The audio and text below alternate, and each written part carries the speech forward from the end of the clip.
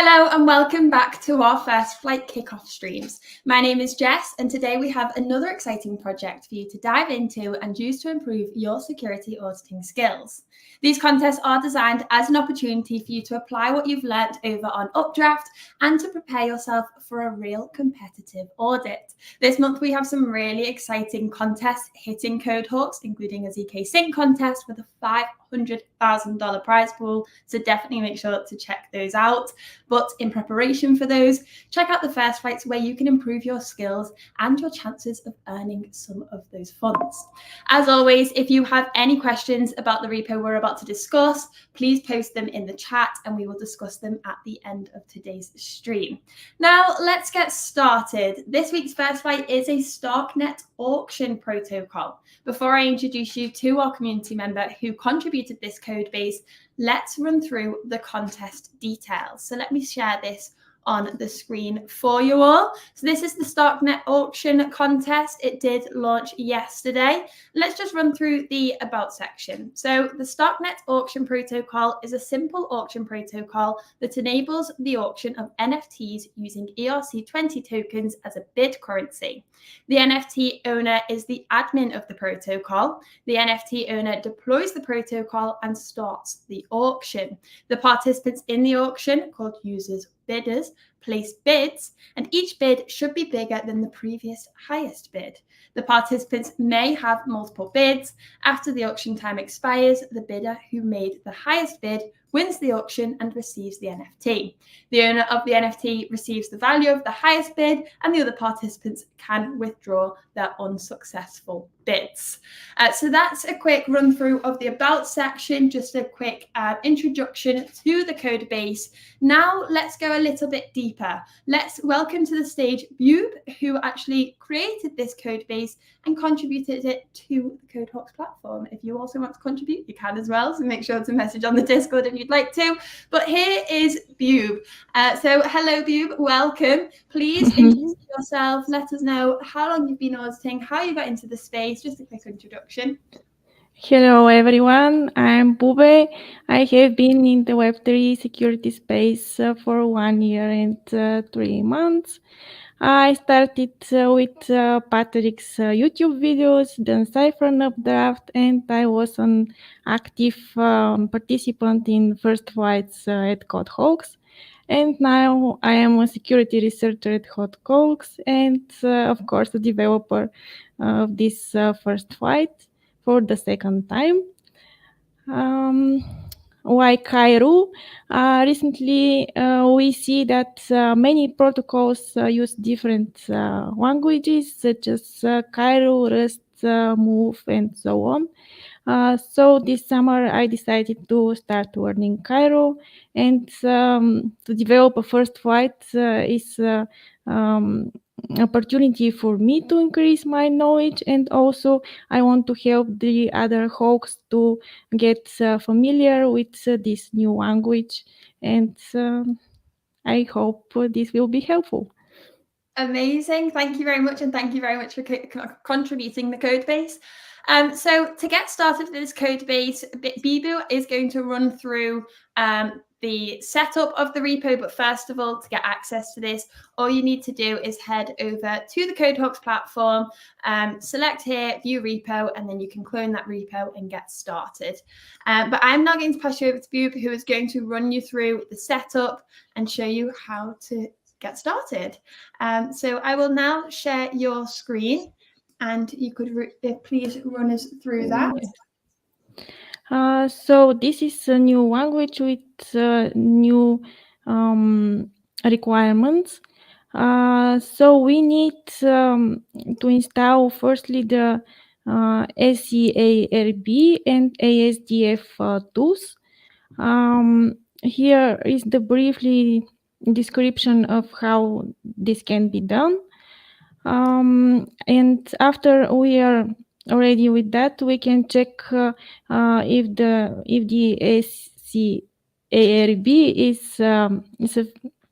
successfully installed through this command with tag version.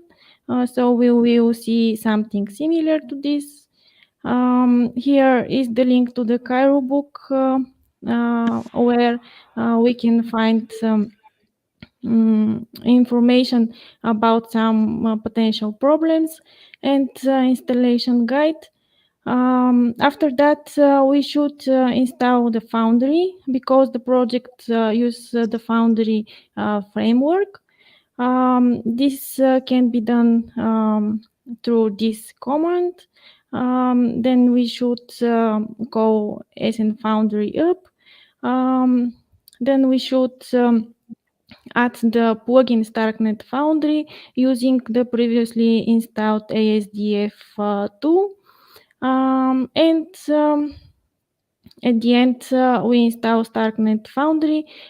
Here, maybe we should use version 0.30 because the latest installs the version 0.31 and in the project is used the previous one version. There were some installation problems with that. And after that, we see the known command from the previous first slides, git clone with the GitHub repo. So I will paste it in my console. We go to the folder and I will open Visual Studio Code. And then we should go not only the SN4 test, but we should add the tag features with enable for test. This is because the project use mock files that are only for the test purposes, and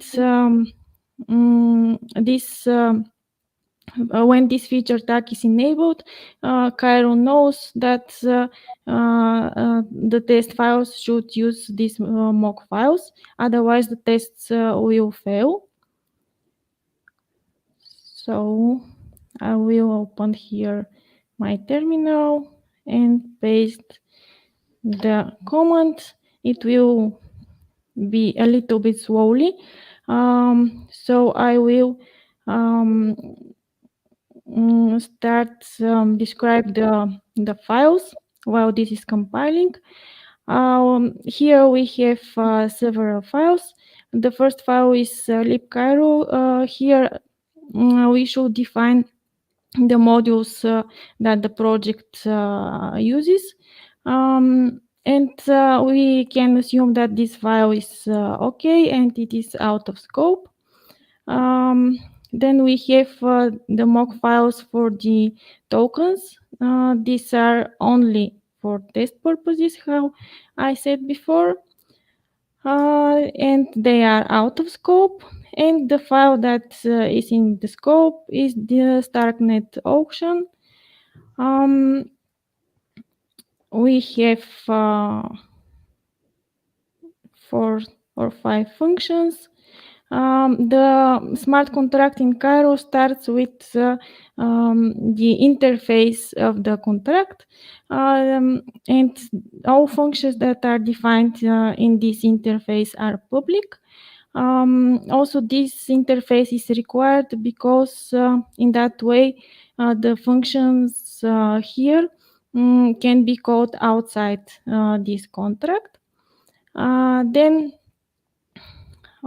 we see the libraries that are imported in this project. It uses SOAP and Zeppelin library for ERC20 and for the NFT token. Then this is the way how the events are declared in Cairo. Firstly, we have in a struct that defines all the events, and then we have each event separately defined as a struct. The hosts, of course, will read about these things in the Cairo book.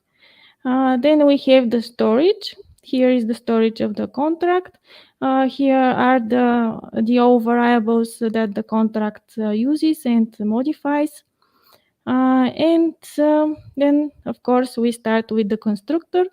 In this project, the owner of the NFT is the owner of the contract. So the owner deploys this protocol, and if he wants another auction, he should deploy another again this protocol. The constructor sets the NFT owner, also the NFT ID and the addresses of the tokens. Then to start the auction, the owner should call the start function, and in the start function, the owner pass the parameters such as bidding duration and starting bid. The starting bid is the starting price of the auction, and the bidding duration the time for the auction. Also, this function transfers the NFT from the owner to the protocol, and saves the starting price as the current highest bid. And writes the bidding end and the current time. Then we see the bid function. This function is called by everyone. This is for the users, and it allows the users to place their bids. Only the successful bids are saved. What means successful bids? This means that one bid is valid when it is higher than the current highest bid. And maybe here is the moment to say that the currency of the amount is the ERC20 token. We can assume that this protocol use the Starknet tokens as currency. And here the user transfer his amount to the protocol. Then we have the withdraw function. This function allows the NFT owner to receive his reward from the auction. What is his reward? The reward is the highest bid that wins the auction. Also, the other users can withdraw their unsuccessful bids. What are the unsuccessful bids? That are the bids that are not the highest bid. And the end function. This function is also called only by the admin. It cancels the auction and transfers the NFT from the protocol to the winner of the auction. And there is one view function, a get bid function that returns the current highest bid. So anyone can see what is the value of the current highest bid. And we see that the protocol is very simple. The code base is very simple, and that is with purpose because I want the hosts to get familiar with the Cairo language and without struggling with hard code base and logic. Also, I want to motivate the hosts to be not afraid to participate in contests that are not solidity based, because at the end not the language is not the most important thing, but the logic of the protocol. Now we can see that the project is compiled successfully. We have 16 tests. They are passed, of course. We can open the test file. What can I say more? We have known issues here. And the known issues are that we can assume that the approval of the tokens is done before the transfer. And also the protocol doesn't use safe transfer from when transfers the NFT tokens. So this is okay from the protocol.